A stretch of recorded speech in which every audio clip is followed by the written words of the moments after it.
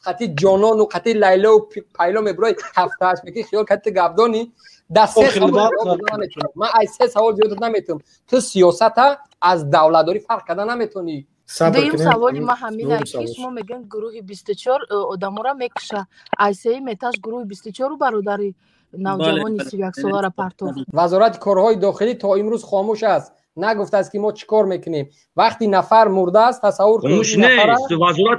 وزارت کارهای داخلی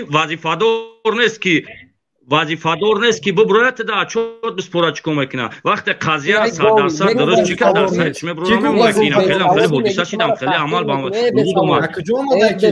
در کجا اومده که وظیفه‌دار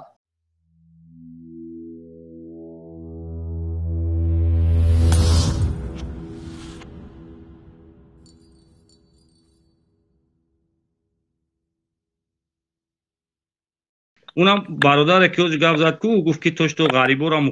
خوین گفتی همین گپ دما جواب بگو موزی بگو برات کاتی جانو بات کدا بگا کاتی نوز جانو تچکو کارش دایجا کی گپ زد گوش کنین یک عقیده به دبانی ره جواب تگیری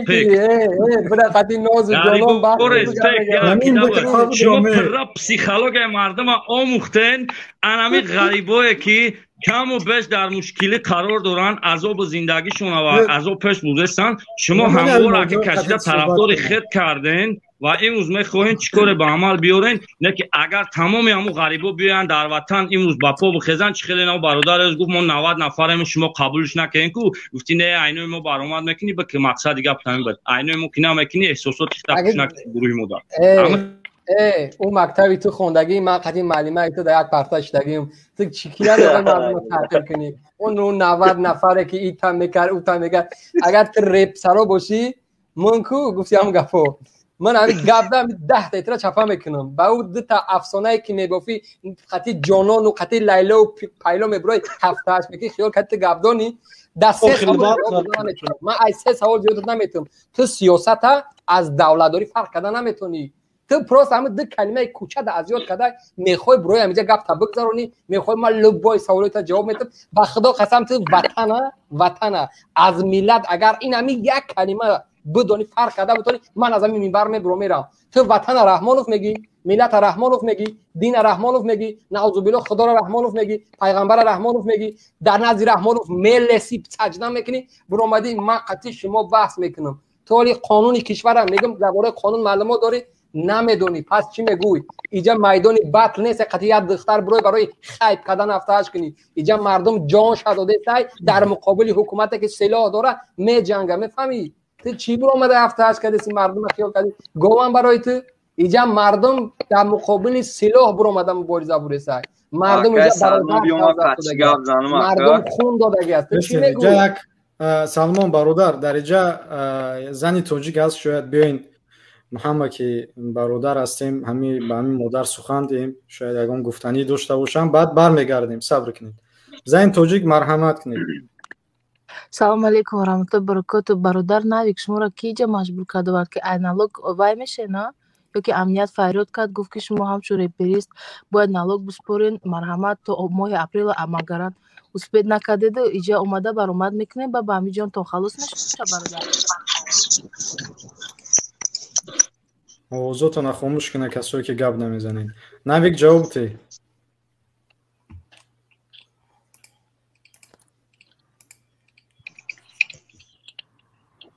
ممکنه از طوری موسیقی ما باشه یگان جای چیز نیست نالوگ برای کیسه یگان کس نمیره برای بهبودی این کارو برای ما صرف میشه شاید یک 3 سال 5 سال آینده ما هم صاحب سپوتنیک شیم در حالتی که ما خیلی نترسیده مردم اور ای درآمد که آوردستیم نالوگ میسپاریم و برای پیشرفت برای عصر 21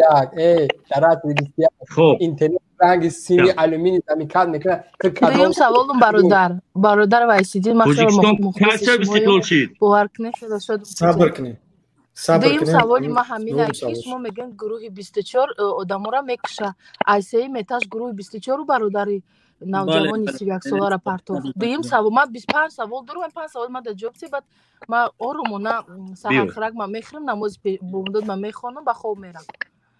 دویم سوال دویم سوال در جواب برادر را یگان کسا کشت هم گروه 24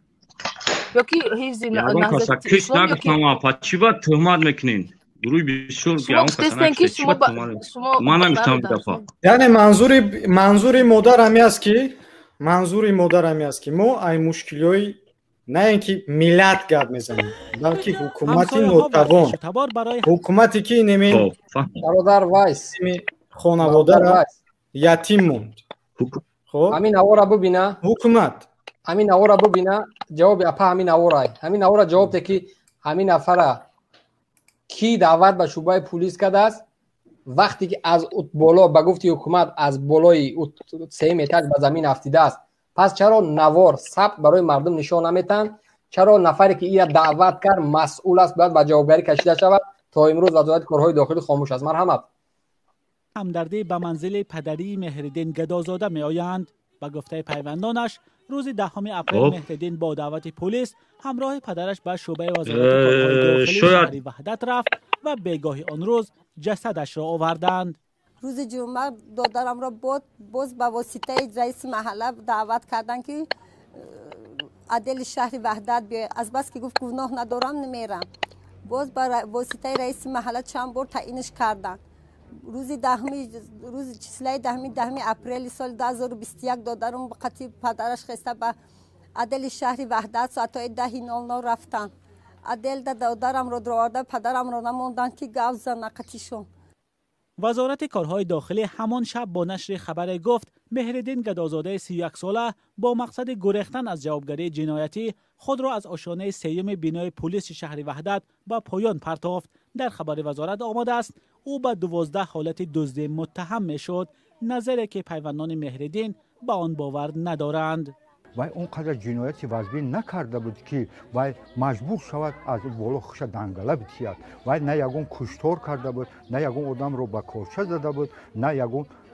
تجاوز جسمانی کرده بود که از جانش بید. بسنده از مرحمت که بفرما. خب این نوارا ما پر را دیدم چی دیگه ما با دوباره نشون میتین چی باید جواب فکت نیست گوش که تهمت ها کی کشتنش فلانی کشتش نمه کی کشتش نمه کی بردش بگناه بردش در حالت که بگناه یک نفر کشته میشوه چه قانون جواب نمیگه چه ما یک چندین نفرش مقام دارای دولتی را میدونم که در حالت قانون شکنی با جوابگری کشیده شدن و آزادی محروم شدن بعضیش مدت‌های طولانی بعضیش مدت‌های کوتاه و بعضیش این آزاد شده گشته صبر کن وزارت کارهای داخلی تا امروز خاموش است نگفته است که ما چیکار میکنیم وقتی نفر مرده است تصور کنید خاموش نیست وزارت کارهای داخلی وظیفه‌دار نیست که ببرد در چوت بسپره چیکار میکنه وقتی قضیه 100% درست چی که درصد چی میبرم خیلی حادثه شدم خیلی عمل با وجود اومد در کجا اومده که وظیفه‌دار وقتی وزارت کارهای داخلی دعوتش کرد مسئول است که باید جواب بده وقتی تحقیق میکنن با دعوت وزارت نفر صحبت است در کجا اومده که نباید برویا در پیش ما چول بده در کجا نمیشته است در سر قانون نه در کجا بیاید حالتی که تحقیق درست شدگی نیست قضیه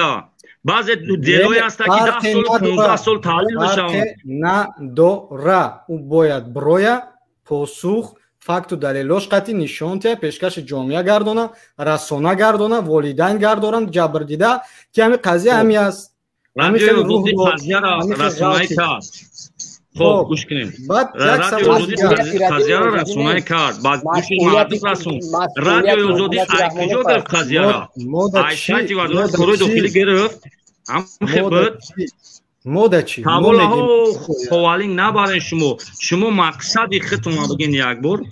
مقصدی من خما صبر کن مقصدی خما میگم با چی کم بودیم ببینین در صبر کن وقتی که یک نفر با دعوت وزارت کارهای داخلی اتاق پلیس میشوه وقتی از اون طرف جسدی بیجانی نفر بیرون میبیو در این حالت کی باید جواب ده مکتوبی وزارت بود نفر دعوت کرد نفر زنده رفت از اون طرف جسد بیجان آمد کی باید جواب ده رادیوی آزادی باید جواب ده یا که وزارت کارهای داخلی کی باید جواب بده این قضیه؟ وزارت کارهای داخلی قضیه را نشر کرد، در سامانه خودش گفت که هم خیلی شهروند که با دلیل این هم خیلی جنایت دستگیر شد. تا حالی جنایت های همون مثل صورت فرق نمیکنی. گوش کن، وقتی که نفر از آشیانه غلطید، کامراهای بخطری، کامراهایی که در گیردی همون چیز هسته، در گیردی کارخانه، در گیردی شعبه پلیس، چرا برای مردم تا امروز نشان نمیده؟ مگر حکومت مردمی نیست؟ پس با زبان اقرار میشه که حکومت رحمانوف است، حکومت دیکتاتوری است. اگر حکومت مردمی است، تمام دلهای جنایتی اینجا تروریستی نیست، اینجا مواد مخدر نیست، این عمل که سری دولتی باشه. این باید سیرش برای همه مردم باشه. میفهمی؟ تولی از قانون، از حقوق، از ساخت دولتداری بو نمیبری. گفتم که همون جانان باشه قدیش دور مثلا رد بخونی. میفهمی؟